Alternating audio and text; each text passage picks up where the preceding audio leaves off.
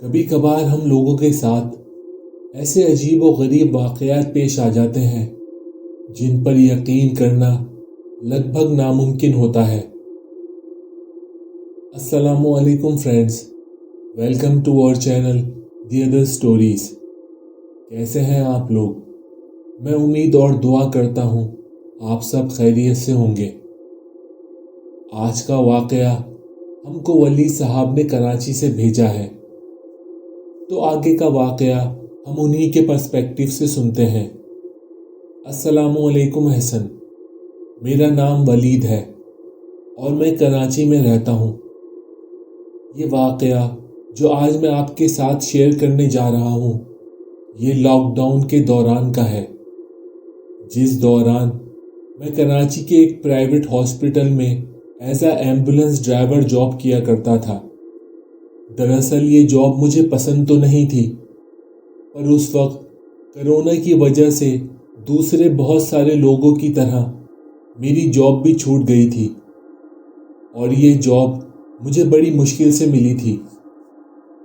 پر جب تک مجھے نہیں پتا تھا کہ میرے ساتھ وہی سب کچھ ہو جائے گا جس سے میں بے حد ڈرتا ہوں، میں نے تو سوچا تھا کہ بس مریضوں کو ان کے گھر سے پک کر کے ہاسپٹل لانا ہوگا، یا پھر ہاسپٹل سے ان کو ان کے گھر پر شفٹ کرنا ہوگا۔ پر کرونا کے دوران میں نے اپنے ڈر کو بہت قریب سے دیکھا، جب ایک کے بعد ایک باڈیز کو مجھے شفٹ کرنا پڑا۔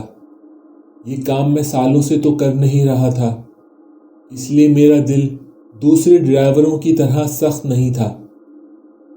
خیر، ایک بار کچھ اتنا بھیانک ہوا جس کے بعد میں نے ایمبولینس ڈرائیونگ کی جاب فوراً ہی چھوڑ دی تھی۔ ہوا یہ تھا کہ ایک ادھیڑ عمر کے شخص کی کرونا سے ہاسپٹل میں ڈیتھ ہو گئی، جو بورے والا وہاڑی سے کراچی علاج کی غرض سے لاک ڈاؤن سے پہلے ہی کراچی آئے ہوئے تھے، جن کے ساتھ ان کی فیملی سے ان کا ایک بیٹا اور ان کی وائف تھی۔ وہ لوگ اپنی گاڑی میں آئے تھے اور کراچی میں کسی رشتہ دار کے نہ ہونے کی وجہ سے ہوٹل میں رہ رہے تھے۔ میں اس دن صبح سے ہی اپنے کام میں بہت زیادہ مصروفیت کی وجہ سے تھک گیا تھا اور سوچ رہا تھا کہ آج جلدی گھر چلا جاؤں گا، پر شام میں مجھے بتایا گیا کہ ایک لاش کو بورے والا لے کر جانا ہے۔ میں نے اس دن سے پہلے ایمبولینس میں اتنا لمبا سفر نہیں کیا تھا، اور سچ بتاؤں تو میں اتنا لمبا سفر اکیلے اس لاش کے ساتھ کرنا بھی نہیں چاہتا تھا۔ تو میں نے ہاسپٹل میں اپنے انچارج کو صاف صاف بتا دیا کہ میں اکیلا اس لاش کو لے کر نہیں جا سکتا۔ اور پہلے تو اس نے مجھے کافی فورس کیا، پر جب میں مانا نہیں تو اس نے میرے ساتھ ایک اور ڈرائیور کو بھیجنے کا کہہ کر بات ہی ختم کر دی۔ اب میرے پاس زیادہ کچھ کہنے کو بچا ہی نہیں تھا، پر ایک زندہ شخص میرے ساتھ ہوگا یہ سوچ کر تھوڑی ہمت پیدا ہو گئی۔ باڈی کو تیار کیا گیا اور اس شخص کے بیٹے نے مجھے پورا ایڈریس تسلی سے سمجھا دیا اور اپنا موبائل نمبر بھی دے دیا۔ پھر لاش کو ایمبولینس میں ہاسپٹل کے اسٹاف نے رکھ دیا، اور وہ لڑکا اور اس کی والدہ ہم سے پہلے ہی ہاسپٹل سے بورے والا کے لیے نکل گئے تاکہ جلدی پہنچ کر وہاں کے انتظامات دیکھ سکیں۔ اور پھر کچھ دیر بعد ہی ہم لوگ بھی بورے والا کے لیے نکل گئے۔ اس وقت رات کے 11 بج چکے تھے۔ میرے ساتھ جو ڈرائیور دیا گیا تھا اس کو میں پہلے سے جانتا تھا۔ اس کی عمر بھی 40 سے 45 سال کی ہی تھی، اور وہ اس ہاسپٹل میں بہت پرانا تھا، اور وہ میری طرح کمزور دل کا نہیں تھا، کافی بہادر اور ہمت والا تھا۔ سفر کے شروع میں تو ایمبولینس میں نے ہی ڈرائیو کی، پر دن بھر کی تھکان کی وجہ سے بہت جلد نیند سے میرا برا حال ہونا شروع ہو گیا۔ ساتھ میں بیٹھے ڈرائیور جن کا نام اجاز تھا، اس نے مجھ سے کہا گاڑی مجھے دے دو اور تم تھوڑی دیر آرام کر لو۔ تو میں نے اس سے کہا نہیں ٹھیک ہے، تھوڑی دیر اور میں ڈرائیو کرتا ہوں، بھوک بھی لگ رہی ہے، رستے میں کوئی ہوٹل کھلا ہوا مل جائے تو وہاں کچھ کھا کر تم گاڑی لے لینا۔ یہ کہہ کر میں ڈرائیو کرنے لگا۔ ہائی وے پر بہت زیادہ سناٹا تھا اور کرونا کی وجہ سے اکثر بڑے ہوٹل تو بند ہی تھے، پر کافی دور جا کر ایک چھوٹا سا ہوٹل کھلا ہوا نظر آیا تو میں نے گاڑی وہیں پر روک دی اور جو کچھ وہاں اس وقت تھا اس سے اپنا پیٹ بھر لیا۔ پھر میں نے گاڑی اجاز کے حوالے کر دی۔ تھوڑی دور جاتے ہی تھکان سے میری آنکھ لگ گئی۔ مجھے سوتے ہوئے پتہ نہیں کتنا ٹائم گزر چکا تھا کہ اچانک گرمی سے میری آنکھ کھلی۔ جب میں نے اپنی آنکھیں صاف کر کے چاروں طرف دیکھا تو ایمبولینس ایک سنسان جگہ پر کھڑی ہوئی تھی اور اجاز بھی ڈرائیونگ سیٹ پر نہیں تھا۔ یہ دیکھ کر تو میری جان ہی نکل گئی اور مجھے اجاز پر بہت غصہ آنے لگا کہ یہ اتنی سنسان جگہ پر گاڑی کھڑی کر کے پتہ نہیں کہاں چلا گیا ہے۔ ڈر سے تو میرا پہلے ہی برا حال تھا، گاڑی کی چابی بھی نہیں تھی۔ تو میں نے سائیڈ کا گلاس نیچے کر کے آس پاس دیکھا، ہر طرف گہرا سناٹا پھیلا ہوا تھا۔ یہ دیکھ کر میری حالت تو اور خراب ہونے لگی تھی، پر میں اپنے آپ کو کسی طرح سنبھالنے کی کوشش کرتا رہا اور سوچنے لگا اجاز یہیں آس پاس ہی کہیں گیا ہوگا، بس ابھی تھوڑی دیر میں آ جائے گا۔ پر اندر سے اس وقت میں اتنا ڈر چکا تھا کہ میری گاڑی سے اتر کر اس کو اس سناٹے میں آواز دینے تک کی ہمت نہیں ہو رہی تھی۔ اور تبھی میرا دھیان پیچھے گیا تو میں نے دیکھا وہ لاش اسٹریچر سے نیچے گری ہوئی تھی۔ یہ دیکھ کر تو میری حالت ہی خراب ہو گئی تھی۔ یہ کیسے ہو گیا؟ اس دن صبح سے ہی میرے ساتھ کچھ ٹھیک نہیں چل رہا تھا۔ اجاز بھی گاڑی کی چابی لے کر پتہ نہیں کہاں چلا گیا ہے، اوپر سے یہ لاش بھی نیچے گری ہوئی ہے، آس پاس بھی کوئی نہیں ہے۔ اس وقت میرے دل میں اجاز کے لیے بہت ساری گالیاں آ رہی تھیں۔ تبھی مجھے اس لاش کے پاس سے نکلتی کیمیکل کی بدبو آنے لگی، جس کو برداشت کرنا میرے لیے مشکل ہوتا چلا جا رہا تھا۔ تو میں نے بڑی ہمت کر کے اس بھاری بھرکم لاش کو اٹھا کر واپس اس اسٹریچر پر رکھ دیا۔ وہ کام میں نے کیسے کیا تھا میں ہی جانتا ہوں، کیونکہ اس لاش کو ہاتھ لگاتے ہی ڈر سے میرے رونگٹے کھڑے ہو گئے تھے۔ میں نے اجاز کو کال کرنے کے لیے جیب سے اپنا موبائل نکالا تو میری قسمت اس دن کتنی بری تھی آپ کو اس بات سے اندازہ ہو جائے گا کہ میرے موبائل کی بیٹری بھی ختم ہو چکی تھی۔ یہ دیکھ کر میں نے اپنا سر پیٹ لیا کہ نہ جانے میں یہ کیسے حالات میں پھنس گیا ہوں۔ گاڑی سے باہر نکلتا ہوں تو باہر کا خوفناک ماحول، اور گاڑی کے اندر رہتا ہوں تو یہ لاش۔ اس سنسان رستے پر اس لاش کے ساتھ اس وقت میں بالکل اکیلا ہوں۔ یہ سوچ سوچ کر میرا خون خشک ہوتا جا رہا تھا۔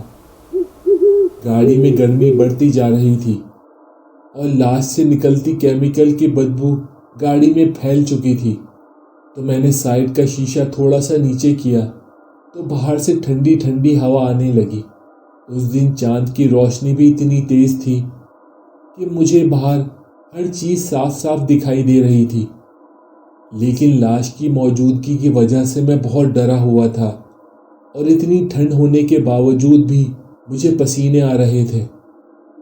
میرے پاس وہاں پر اجاز کا انتظار کرنے کے علاوہ کوئی اور راستہ ہی نہیں تھا۔ میں ڈرا سہما ہوا وہاں چپ چاپ بیٹھا ہوا تھا۔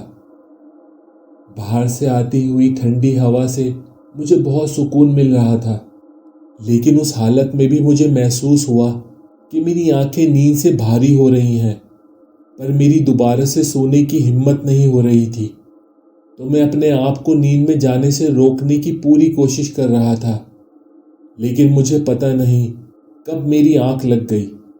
کچھ وقت بعد مجھے نیند میں ہی احساس ہوا کہ جیسے کوئی جانور کسی چیز کو کھا رہا ہے۔ میں نے جھٹ سے آنکھیں کھولی اور اس لاش کی طرف دیکھا، پر لاش بالکل ویسے ہی اسٹریچر پر رکھی ہوئی تھی جیسے کچھ دیر پہلے میں نے اسے رکھا تھا۔ تو پھر وہ چبانے کی آواز کہاں سے آئی تھی؟ میں نے بڑی مشکل سے اس بات کو اپنا وہم سمجھ کر اپنے دماغ سے نکال دیا، جس کے بعد میں اور چوکنا ہو کر بیٹھ گیا کہ چاہے کچھ بھی ہو جائے मैं सोऊंगा नहीं, क्योंकि उस दिन जब जब मैं सोकर उठता था मेरे साथ कुछ न कुछ अजीब ज़रूर होता था। अब गर्मी होने के बावजूद मैंने साइड वाले शीशे को भी बंद कर लिया था। बाहर चांद की रोशनी में हवा से कोई पत्ता भी हिलता हुआ मुझे नज़र आता तो मेरा दिल ज़ोर ज़ोर से धड़कने लगता था। मैं काफ़ी टाइम से वहाँ गाड़ी में बैठा हुआ था, पर इस दौरान आसपास से कोई एक गाड़ी भी नहीं गुजरी थी। इजाज़ का भी अब तक कोई पता नहीं था। इस बात को सोचकर मुझे अपने आप पर भी गुस्सा आ रहा था कि मैंने हॉस्पिटल के इंचार्ज की बात मानी ही क्यों, और इस लाश को लेकर हॉस्पिटल से निकला ही क्यों। मोबाइल भी बंद था, वक्त का भी कोई अंदाज़ा नहीं हो रहा था। लेकिन शायद आधी रात गुजर चुकी थी और मुझे अब नींद पर कंट्रोल करना मुश्किल हो रहा था। और फिर न जाने कब मैं फिर से सो गया कि फिर से मेरी आंख गाड़ी के पीछे से आती किसी आवाज़ से खुली, जैसे कोई लाश के पास कुछ कर रहा हो। मैंने हड़बड़ाकर अपनी आंखें खोली तो मुझे ऐसा लगा कि शायद कोई जानवर लाश की बदबू को सूंघते हुए गाड़ी के पास आ गया है। लेकिन जब मैंने गाड़ी का शीशा नीचे करके बाहर आसपास झांक कर देखा तो वहाँ कोई भी नहीं था, कोई जानवर नहीं, कोई इंसान नहीं। तभी मेरा ध्यान दोबारा लाश पर गया तो लाश फिर से नीचे गिरी हुई थी। ये मंजर देखकर मेरा दिल तो कुछ देर के लिए धड़कना ही बंद कर चुका था। अब की बार डर के मारे मेरा पूरा जिस्म थर थर कांपने लगा था, क्योंकि मैंने ही कुछ देर पहले उस लाश को नीचे से उठाकर ऊपर स्ट्रेचर पर लिटाया था। लेकिन लाश अब फिर से कैसे दोबारा नीचे गिर गई है। डर से मेरा बुरा हाल था।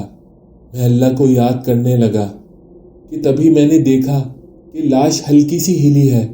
मैं समझ नहीं पा रहा था कि लाश वाकई हिली है या ये सिर्फ डर की वजह से मेरा वहम है। मैं हैरत से टिकटिकी बांधकर लाश की तरफ देखे जा रहा था कि कहीं वाकई इस लाश में दोबारा से हलचल हुई तो मैं क्या करूँगा। मैं लाश को देख ही रहा था कि लाश ज़ोर ज़ोर से हिलने लगी, और लाश के इस तरह हिलने की वजह से साथ साथ रखी स्ट्रेचर भी धड़ धड़ की आवाज़ से हिलने लगी। हिलने के साथ साथ अब मुझे उस लाश के पास से कुछ आवाज़ें भी सुनाई देने लगी थीं, जिनको मैं समझ नहीं पा रहा था। ये सब देखकर मेरी जान हलक में आ गई और मेरा दिल ज़ोर ज़ोर से धड़कने लगा। अपने सामने ये मंजर देखकर मेरे सोचने समझने की ताकत ख़त्म हो गई थी कि तभी देखते ही देखते मेरे सामने वो लाश उठकर बैठ गई। एहसन भाई, उस वक्त मेरा क्या हाल हुआ था बस मैं ही जानता हूँ। मेरे खून के साथ साथ मेरे होंठ, हलक बिल्कुल सूख चुके थे। डर के मारे आंखों से आंसू बहने लगे थे। मेरा पूरा जिस्म ठंडा पड़ चुका था, मानो जैसे मैं भी एक जिंदा लाश बन चुका था। इससे ज़्यादा आगे कुछ देखने और कुछ सहने की मेरी ज़र्रा बराबर भी हिम्मत नहीं थी। तो मैंने गाड़ी का दरवाज़ा खोला और सड़क पर बिना कुछ सोचे समझे भागना शुरू कर दिया। भागते हुए मैं बार बार पीछे मुड़कर एम्बुलेंस की तरफ देख रहा था, पर वहाँ आसपास ऐसी कोई जगह नज़र नहीं आ रही थी जहाँ मैं छुप सकूं।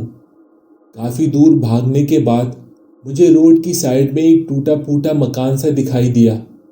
तभी मैंने जब पीछे मुड़कर देखा तो अब की बार मैं और डर गया, क्योंकि अब वो लाश चलती हुई मेरी तरफ ही आ रही थी।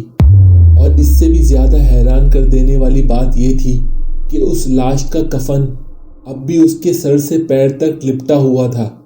वो मकान मेरे बहुत करीब था, पर वो लाश लम्हे भर में मेरे बहुत पास आ चुकी थी।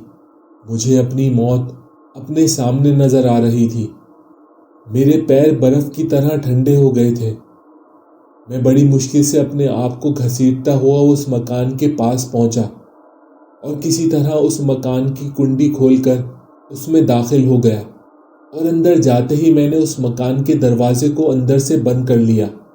मेरी सांस तेज तेज चल रही थी और मैं अंदर से दरवाजे को मजबूती से पकड़कर वहीं खड़ा रहा। उस मकान में कहीं से भी कोई रोशनी नहीं आ रही थी, तो मुझे अंदर कुछ भी नज़र नहीं आ रहा था। थोड़ी देर में वहाँ ऐसे ही खड़ा रहा। अब बाहर से भी किसी हलचल की आवाज़ नहीं आ रही थी, तो मुझे थोड़ी तसल्ली महसूस हुई। तो मैंने उस दरवाजे को हल्का सा खोला और बाहर देखा तो वो लाश अब भी वहीं उस मकान से कुछ फासले पर खड़ी हुई थी। मैं हैरान भी था और खुश भी कि वो लाश मेरी तरफ आने की कोशिश नहीं कर रही है। मुझे अब क्या करना चाहिए मेरी कुछ समझ नहीं आ रहा था। तो मैंने दरवाज़ा फिर से बंद कर लिया और वहीं उस मकान के दरवाजे से टेक लगाकर बैठ गया। काफ़ी देर गुजर गई और बाहर से कोई आवाज़, कोई सरसराहट सुनाई नहीं दी। तो मैंने फिर से दरवाजे से बाहर झांक कर देखा तो अब वहाँ कोई नहीं था। मैंने फिर भी तसल्ली करने के लिए थोड़ा आगे बढ़कर चारों तरफ देखा, पर वहाँ आसपास गहरा सन्नाटा छाया हुआ था। मुझे थोड़ा सुकून मिला और मैं वापस एम्बुलेंस की तरफ जाने के लिए जैसे ही थोड़ा आगे बढ़ा, वो लाश न जाने कहाँ से फिर से मेरे सामने आकर खड़ी हो गई। मैंने एक लम्हा ज़ाया किए बगैर वापस उसी मकान की तरफ दौड़ लगा दी और उस हड़बड़ाहट में पता नहीं कैसे उस मकान के दरवाजे में मेरा पैर अटका और मैं मुंह के बल ज़मीन पर जा गिरा और वहीं गिरते ही बेहोश हो गया।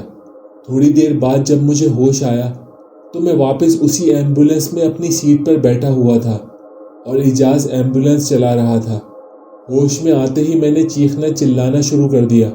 इजाज़ ने मुझे गुस्से भरी नज़रों से देखा और बिल्कुल चुप रहने को कहा और मैं किसी अच्छे बच्चे की तरह चुप होकर बैठ गया।